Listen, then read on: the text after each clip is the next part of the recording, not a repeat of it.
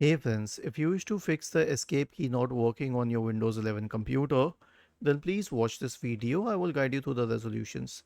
The first solution is to check physical connections and clean the keyboard if that is possible. And obviously check the battery for a Bluetooth keyboard because that is a major culprit. Yes, I know that the keyboard may be working in general, it's just the escape key, but I know that this matters. So the next solution will be to update the keyboard drivers. Search for device manager in the Windows search bar and open the device manager. Expand the list for keyboard, right click and update the keyboard drivers. Okay, all of them.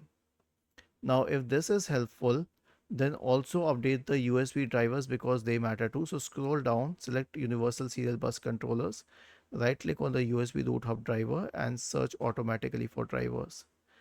Do it for all the drivers, okay? Lastly, you can disable filter keys and sticky keys. So right click on the start button and select settings from the menu. Go to the accessibility tab, scroll down in the right pane, select keyboard and make sure that all these three switches for sticky, filter and toggle keys are off. Was this helpful?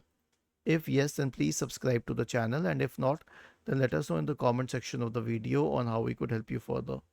Thank you for watching this video and have a nice day.